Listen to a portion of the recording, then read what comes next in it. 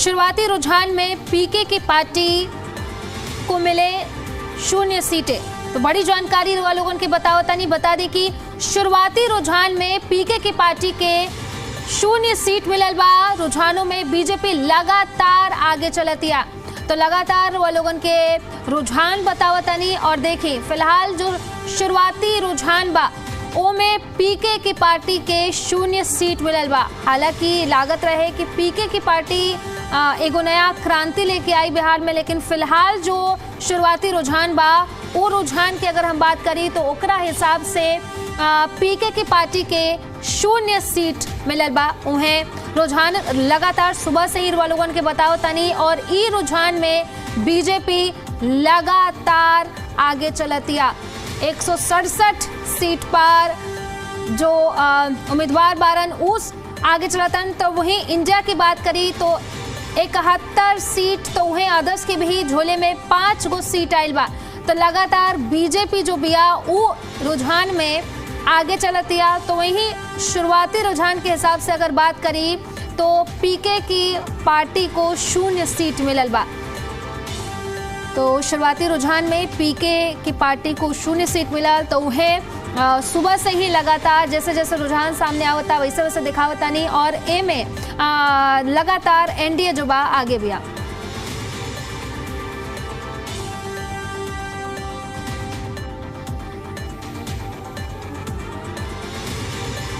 तो वह पुष्पम प्रिया चौधरी की पार्टी के खाता खुलल। AIMIM 1 सीट पर आगे भी आ। उन्हें रुझानों में जेडीयू 75 सीट पर आगे। तो लगातार रुआ लोगन के रुझान बतावता नहीं और साथ ही साथ रुआ लोगन के बता दें कि अभी तक तो एनडीए आगे चलतिया। तो वहीं पुष्पम प्रिया चौधरी की पार्टी के खाता खुलल बा। तो अगर बात करी AIMIM के तो एगो सीट पर वो आगे चलता AIMIM। तो वह रुझानों में जेडीयू 75 सीट पर आगे।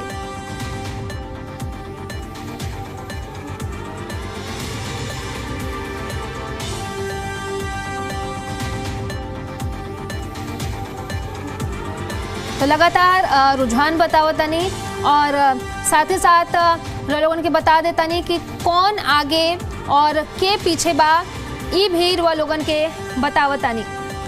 तो लगातार अब रुझान आवता और रुझान में लगातार एनडीए जो बा वो आगे बा और फिलहाल रुझानों में जो जेडीयू बा ओकरा के 75 सीट मिलल बा और ऐसे बता देता नहीं के आगे बा के पीछे बा। और लगातार देखिए 243 सीट पर जो शुरुआती रुझान बा वहाँ पर जो काउंटिंग बा वो वहाँ पे शुरू हो गई बा और साथ ही साथ जो एनडीए बा वो लगातार आगे चलाता और लगातार स्क्रीन पर लोगों के दिखावत भी पानी कि कहाँ के आगे बा और कहाँ के पीछे बा।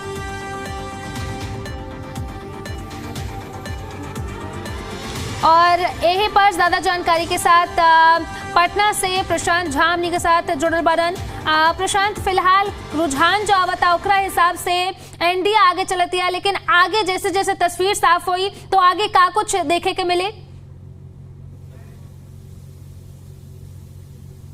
बात बा कि पूरा के पूरा बिहार के 243 जो सीट है 243 सीट पे जो रुझान आली बा फर्स्ट पहला जो रुझान बा वो एनडीए के पक्ष में आयल बा। एनडीए के जेडीयू सत्ताधारी पार्टी के जो जेडीयू बड़ा भाई बा वो लीड करता और सबसे बड़ा पार्टी बन के उभरता। वो दूसर बीजेपी बा। बीजेपी के बड़ा बड़ा नेता इमे बड़न लोग लेकिन इमे विजय सिन्हा जो बीजेपी के लीडर बड़न जो लखीसराय से खड़ा बड़न वो अब थोड़ा पीछे चलता रहा। और ऐसे सिवान के स्थिति बा। सिवान में जो मंगल पांडे बड़न जो स्वास्थ्य मंत्री रहन बिहार के वो पीछे चलता रहन।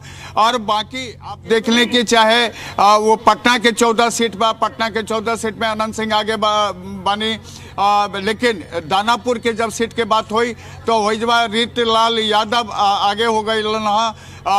जो मनेर के सीट बा मनेर पर वीरेंद्र आगे बढ़न। लेकिन कुल मिला के स्थिति भइल बा कि एनडीए पूरा अपना बहुमत के साथ आगे बा और लगातार के जे रुझान अभी तक ले सामने आयल बा ओकर बाद के सरकार एनडीए के तरफ से बनी। सोनाली जी प्रशांत, फिलहाल जन स्वराज के जो बा प्रशांत किशोर के जो पार्टी बा ओकरा के 0 सीट मिलल बा शुरुआती रुझान के हिसाब से, लेकिन देखा जाता है और कहा जाता है कि ये बारी जो प्रशांत किशोर की पार्टी बिया वो कुछ क्रांति लेके आई, लेकिन फिलहाल जो रुझान बा उनमें तो 0 सीट बा।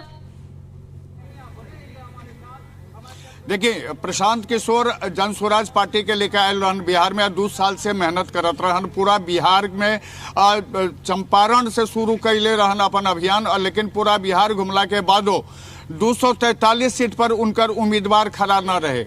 उनकर उम्मीदवार रहे 239 सीट पर, लेकिन जो यूथ के वोट रहे, जो टर्नआउट जो पहला 18 साल के बाद के लड़का के वोट रहे, वो वोट में सामने ये बात आयल कि वो वोट बटा गईला के बाद जन स्वराज के एकरा से घाटा भइला, लेकिन 40+ जो वोट रहे और जो 60+ वोट रहे वो वोट जन स्वराज के तरफ देखबो न कैलक। सीधा बात रहे कि विकास के हैजा बात रहे, विकास बनाम विनाश के बात रहे, यह नारा रहे नीतीश कुमार के, ई नारा रहे प्रधानमंत्री नरेंद्र मोदी के, और एकरा के लेके के लोग वोट दिले बा। और ई वोट में सबसे ज्यादा अगर केहू पहल कैले बा तो वो बिहार के महिला लोगिन कैले बारी, और महिला लोगिन के वोट जितना परसेंटेज पड़ल ओकरा के बाद ये उम्मीद कैल गेल रहे। ये पहले से एग्जिट पोलो में ये बात सामने आयल कि नीतीश कुमार और प्लस बीजेपी इनकर सरकार हैजा बहुमत से बनी, और वह अभी रुझान में साफ दिखा था कि बिहार में जन स्वराज की स्थिति 0 पर जाई।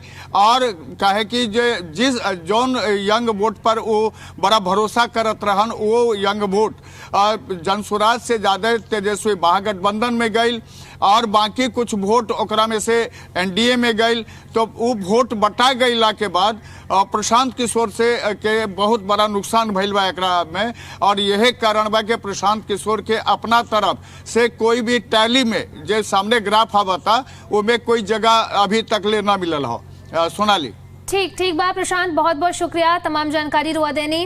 अब आगे बढ़ा तनी, और हरियाणा बीजेपी के प्रभारी सतीश पुनिया जी हमने के साथ फोन लाइन पे कनेक्ट कर रहे हैं। बहुत बहुत स्वागत है पहले तो सतीश जी आपका जी दिल्ली एनसीआर हरियाणा पर। शुरुआती रुझानों में लगातार देखा जा रहा है सतीश जी की एनडीए बढ़त बनाए हुए है, फिलहाल कैसे देखते हैं आप, आगे क्या कुछ उम्मीदें लगा रहे हैं?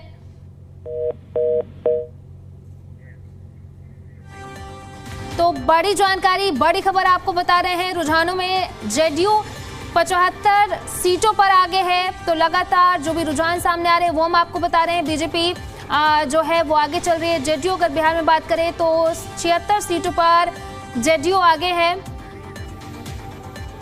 मोदी जी के नेतृत्व पर मुहर लगाते हुए बिहार की जनता ने स्पष्टता से कहा है, ओनली विकास नो बकवास। जिस तरह से राहुल गांधी और तेजस्वी यादव बिहार में लगातार झूठ की दुकान खोले पड़े थे, उस झूठ की दुकान पर ताला मारने का काम आज बिहार की जनता ने कर दिया है। निश्चित तौर पर आदरणीय नरेंद्र मोदी जी की नीतियों पर लगातार महिलाएं जो हैं वो विश्वास व्यक्त करती रही हैं। 2002 के गुजरात चुनाव से लेकर 2025 के बिहार चुनाव तक चुनाव दर चुनाव नारी शक्ति ने आदरणीय नरेंद्र मोदी जी के नेतृत्व पर विश्वास व्यक्त किया है। उसी की श्रृंखला का एक और जो है विजय पताका नारी शक्ति ने फहराने का काम किया है। और हरियाणा बीजेपी प्रभारी हमारे साथ सतीश जी जुड़े हुए हैं। सतीश जी बहुत बहुत स्वागत है आपका जी दिल्ली एनसीआर हरियाणा पर। सतीश जी, फिलहाल अगर शुरुआती रुझानों की बात करें तो बीजेपी और एनडीए जो है वो लगातार आगे चल रही है, लेकिन आगे क्या कुछ उम्मीदें लगा रहे हैं आप इस चुनाव से? क्या लगता है कि इस बार एनडीए बिहार में सरकार बनाएगी? हाँ, निश्चित रूप से जो रुझान है वो तो यही प्रदर्शित कर रहे हैं, क्योंकि मैं जो देख रहा हूँ इलेक्शन कमीशन की वेबसाइट पे 77 पे जेडीयू, 73 पे बीजेपी, और दोनों मिलाकर एलजेपी भी इवन अच्छा कर रही है, 18 पे लीडिंग है। तो कुल मिलाकर संकेत यही है कि एनडीए बहुमत से सरकार बनाएगा। जी सतीश जी, लगातार हरियाणा में देखा गया कि कांग्रेस की तरफ से किस तरीके से वोट चोरी का मुद्दा उठाया गया, इनफैक्ट पूरे देश में उठाया गया। तो क्या लगता है कि इसका असर बिहार चुनाव पर देखने को मिलेगा? मुझे लग रहा है कि राहुल गांधी मौसम वैज्ञानिक हैं और हार का अनुमान पहले से लगाते हैं, और लगाने के बाद इल्जाम क्या लगाना है वो भी तय करके रखते हैं। तो वोट चोरी का जो इल्जाम है वो बेबुनियाद सा है, वोट चोरी नहीं है, लोगों के दिलों की चोरी है, जिसमें नीतीश कुमार की सरकार की शासन व्यवस्था, उनका बुनियादी विकास और नीचे तक जो जीविका दीदी हैं उनको सहूलियत देने का काम, दूसरी तरफ प्रधानमंत्री मोदी जी की लोकप्रियता और उससे जुड़े हुए जितने तमाम जो मुद्दे मसले थे जिसके कारण जो बिहार की जनता को केंद्र सरकार की तरफ से जो सहूलियतें मिली हैं वो बड़ा कारक था। तो नीतीश का और मोदी जी का जो कॉम्बिनेशन है उसने बिहार में एनडीए को और एक ताकत दी है। जी सतीश जी, तैयारियों की अगर हम बात करें तो बिहार चुनाव में सभी पार्टियों ने पूरी तैयारी की, लेकिन कैसे देखते हैं कि एनडीए और जो इंडिया गठबंधन है उसमें वो जो तैयारी में क्या अंतर देखते हैं आप, कि किस तरीके से आपको लगता है कि आप महागठबंधन से एनडीए जो है वो बेहतर है?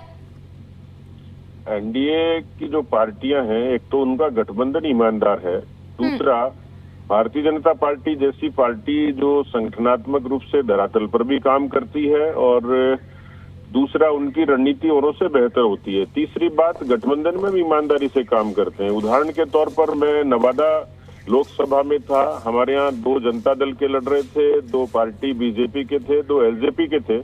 तो हमने 6 के 6 ने रणनीति के नाते, संगठन की ताकत के नाते, प्रचार के नाते सब लोगों ने मिलकर ईमानदारी से काम किया। तो गठबंधन की जो ईमानदारी है वो बड़ा कारक है जो महागठबंधन में देखने को कम मिलती है। जी सतीश जी, यानी कि शुरुआती रुझान के हिसाब से, और जैसे कि आप भी कह रहे हैं और रुझान भी कह रहे हैं कि ऐसा लग रहा है कि इस बार भी एनडीए ही बिहार में आएगी और आप सरकार बनाएंगे बिहार में? जी बिल्कुल, एनडीए ही सरकार बनाएगा। जी सतीश जी, तो फिलहाल जैसे कि पिछले चुनाव में देखा गया कि किस तरीके से आरजेडी जो है वो बड़ी पार्टी बन के उभरी, तो क्या इस बार भी कुछ ऐसा बिहार में देखने को मिल सकता है? नहीं, जो संभावनाएं दिखती है उसमें तो आरजेडी, जेडीयू, बीजेपी और उसके बाद तीसरे नंबर पे दिखाई दे रही है। तो मुझे लगता है कि जो अभी लगभग 11 बजने में है, तो मोटे मोटे तौर पर तो एक अनुमान दिख ही जाता है, इसके आजू बाजू ही रहेगा। इसलिए मुझे नहीं लगता कि आरजेडी सबसे बड़ी पार्टी होगी। जी सतीश जी, जिस तरीके से देखा गया कि किस तरीके से जन सुराज जो है वो लगातार पिछले 2 सालों से वो बिहार में लगातार काम कर रहे हैं और लगातार कोशिश कर रहे हैं कि उनका भी वहां पर पैड जो है वो बैठे, लेकिन कैसे देखते हैं आप जन सुराज को कि फिलहाल शुरुआती रुझानों के हिसाब से तो उन्हें 0 सीटें मिली हैं, लेकिन कहा जा रहा था कि वो बड़ी पार्टी बनकर उभरेगी, तो उसको किस तरीके से देखते हैं एनडीए के लिए, कि क्या एनडीए के लिए जन सुराज से इस चुनाव में कोई खतरा रहा, या फिर आगे जाकर के जैसे जैसे रुझान साफ होंगे कोई खतरा होगा? नहीं, जन सुराज का कोई संगठनात्मक आधार नहीं था, कोई वैचारिक धरातल पर भी नहीं था। वो एक अकेले व्यक्ति ने कुछ सोचा और उस पर काम करना शुरू किया, लेकिन इसमें लोकतंत्र में खासतौर पर चुनावी राजनीति में एक बहुत लंबा समय लोगों के बीच में बिताना होता है। यहाँ केवल नारों से काम नहीं चलता, धरती पर भी बहुत कुछ करना होता है, और वो इन चीजों का अभाव था। शुरुआती तौर में लगता था कि वो लोगों को प्रभावित करेंगे, लेकिन कुल मिलाकर जो राजनीतिक रूप से पार्टियां स्थापित हैं उन्हीं के बीच में फैसला होता है। जी सतीश जी, लगातार बिहार चुनाव की हम बात करते हैं तो बिहार का जो राजनीति है वो देखा जाता है कि किस तरीके से अलग है, और जहां तक एग्जिट पोल की हम बात करें, रुझानों की बात कर रहे थे, लेकिन एग्जिट पोल की बात करें तो कहीं कहीं देखा गया कि एनडीए आगे है, कहीं कहीं महागठबंधन आगे है, और रुझानों में तो हालांकि अभी जितने भी रुझान आए हैं उसमें एनडीए जो है वो लगातार आगे है, लेकिन आगे आप क्या जनता से क्या उम्मीद लगा के बैठे हैं कि इस बार क्या जनता एनडीए को जिताएगी? हाँ, जिता ही रही है, और एनडीए को जिताने का कारण जनता का भरोसा है, क्योंकि एनडीए की लीडरशिप में बिहार में मैं 90 के दशक से जाता रहा हूँ। तो एक तो कानून व्यवस्था काफी दुरुस्त हुई है, दूसरा सड़कों का काम हुआ है, तीसरा बिजली का काम। आज बिहार के 100% गाँव में बिजली है, और पिछले अरसे में 1,17,000 किलोमीटर से भी ज्यादा लंबी सड़कें बनी है। बिहार की जो आर्थिक विकास दर है वो 11% के आसपास पहुंची है, जो आरजेडी के वक्त में 3% के लगभग थी। और तो लोगों का कुल मिलाकर नीतीश की और मोदी की नीतियों पर भरोसा था, और उनको ये लगा कि इस विकास को अनवरत जारी रखने के लिए बिहार में जो अभी जो समस्या है, खासतौर पर निजी क्षेत्र में रोजगार की, औद्योगिकरण की, उस चीज को कोई ठीक कर सकता है तो ये जनता का एक भरोसा था कि एनडीए की सरकार ही ये सब कर सकती है, जिसका संकेत प्रधानमंत्री जी ने अनेक सभाओं में किया था। तो मुझे लगता है कि लोगों ने प्रधानमंत्री नरेंद्र मोदी जी की बात पर भरोसा किया है। जी सतीश जी, अगर हम बात करें फैक्टर्स की, तो कौन कौन से वो फैक्टर थे जिससे बाकी जो अन्य पार्टियां हैं, चाहे वो जनसुराज हो गई, चाहे वो महागठबंधन होगा, उससे एनडीए जो है बिहार में बेहतर है? कौन कौन से वो फैक्टर आप देखते हैं? देखिए, जो मैंने बताया, पहली बात तो गठबंधन की ईमानदारी, दूसरा गठबंधन सरकार का काम, तीसरा भारतीय जनता पार्टी औरों से संगठनात्मक तौर पर अलग है और इसलिए विचार है। चौथा काम जो बुनियादी विकास हुआ, जिसको लोगों ने धरती पर देखा, सड़क बनी है बिहार में, सड़कों के बारे में बिहार बदनाम था, बिजली नहीं होती थी, आज लालटेन दुकान। तीसरा सुरक्षा एक बड़ा मसला था, कानून व्यवस्था। किसी जमाने में बिहार में जब चुनाव होते थे तो हम लोग बचपन में रेडियो में खबरें सुनते थे कि बिहार में चुनाव इतने लोग मारे गए, यानी हिंसा कम हुई है काफी कुछ तक। तो धीरे धीरे लोगों को भरोसा बढ़ रहा है। जी सतीश जी, बहुत बहुत शुक्रिया आपका हमारे साथ जुड़ने के लिए और इस चर्चा में अपनी बात रखने के लिए। तो लगातार रुआलोगन की जो रुझान बा वो दिखावतानी और एकरा हिसाब से सुबह से ही जो रुझान आवता ओकरा हिसाब से एनडीए जो बा वो बढ़त बनौले बा। तो वहाँ पे हम देखा तानी कि किस तरीके से जनसुराज जो बा वो लागत रहे कि एगो कमाल करी बिहार में, लेकिन फिलहाल जो शुरुआती रुझान बा ओकरा हिसाब से बिहार में जो जनसुराज जो पार्टी बिया, प्रशांत किशोर की जो पार्टी बा, ओमे ओकरा के शून्य जो मिलल बा, वो 0 सीट जो बा वो अभी तक मिलल बा। लेकिन फिलहाल अभी तो शुरुआती रुझान बा, आगे जैसे जैसे टाइम बीतत जाए, जैसे जैसे लगातार वोटों की गिनती हुई, वैसे वैसे साफ हो जाए, पिक्चर साफ हो जाए कि आखिर जनसुराज के कितना आगे सीट मिलता या फिर नहीं खे मिलत। तो वह बड़का खबर आवता कि तेजस्वी यादव राघोपुर से आगे बारन। तो बड़का खबर बतावता नहीं 893 जो वोट बा ओकरा के अंतर से आगे चला तारन। तो बड़का जानकारी लोगन के बतावता नहीं तेजस्वी यादव राघोपुर से आगे बारन। तो आरजेडी के खातिर ये बहुत बड़ी बात बा, काहे कि तेजस्वी यादव राघोपुर से चुनाव लड़तारन और वो फिलहाल आगे चलतारन 893 वोटों के अंतर से वो आगे चलतारन। तो बड़ी जानकारी और ये बड़की खबर वालों के बतावता नहीं, लगातार सुबह से ही वोटों की गिनती जो बा वो जारी बा और अभी फिलहाल जो रुझान आवता ओकरा हिसाब से तेजस्वी यादव राघोपुर से आगे चलतारन, 893 वोटों के अंतर से वो आगे चलतारन। तो रुझान बतावता नहीं, फिलहाल अगर बात करी तो एनडीए आगे चलतिया। राघोपुर से अगर हम बात करें तो तेजस्वी यादव जो बारन वो आगे चलतारन। तो खबर में आगे बढ़म, जमुई से शेषी सिंह 8100 वोट से आगे चलता रही। उन्हें नरकटियागंज की अगर हम बात करी तो यहाँ से बीजेपी के संजय यादव जो बारन वो आगे चलता रन। सुपौल से जेडीयू के विजेंद्र यादव 7576 वोट से आगे चलता रन। सासाराम की अगर हम बात करी तो सासाराम के नोखा से जेडीयू के नागेंद्र आगे चलता रन। तो बिहार में एलजेपीआर 18 सीट से आगे, बिहार में एनडीए के 53% वोट, बिहार में एनडीए 171 सीट पर आगे चलतिया। तो जैसे जैसे रुझान सामने आवता वैसे वैसे जो पिक्चर बा वो साफ होता।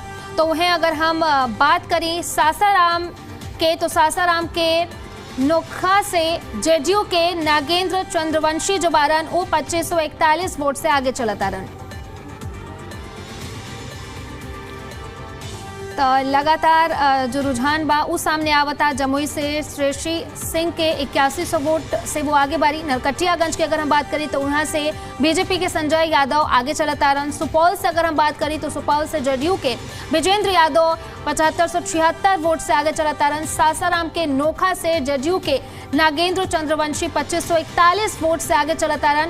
वहीं सासाराम सीट से आरजेडी के सत्येंद्र शाह 360 वोटों से आगे चलता रन। उन्हें काराकाट से जेडीयू के महाबली सिंह 1501 वोट से आगे चलता रन। उन्हें डेहरी सीट से एलजेपीआर के राजीव रंजन सिंह 1758 वोट से आगे चलता रन। दिनारा से अगर हम बात करें तो दिनारा सीट से आरएलएम के आलोक सिंह 1400 वोट से आगे चलता रन। तो लगातार जो भी रुझान सामने आवता वो लगातार वो लोगों के बतावता नहीं, वो लोगों तक पहुंचावता नहीं। जमुई से श्रेयसी सिंह 8100 वोट से आगे चलता रही। नरकटियागंज से अगर बात करी तो बीजेपी के संजय यादव आगे चलता रन। सुपौल की बात करी तो सुपौल से जेडीयू के विजेंद्र यादव जो बारन ऊ आगे चलता रन। सासाराम के नोखा से जेडीयू के नागेंद्र चंद्रवंशी जो बारन ऊ आगे चलता रन। और पूरे रुझान की बात करी तो एनडीए जो बा फिलहाल आगे चलते।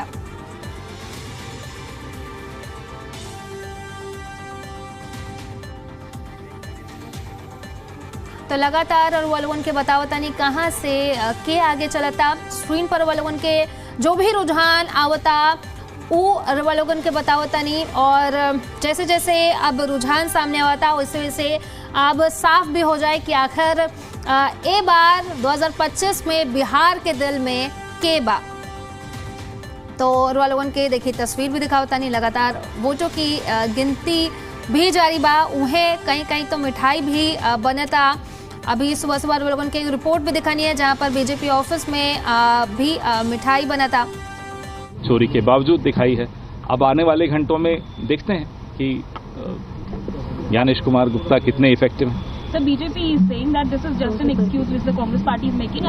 I'm not even talking about any party right now. The contest is directly between the Election Commission of India and the people of Bihar. And let's see who wins.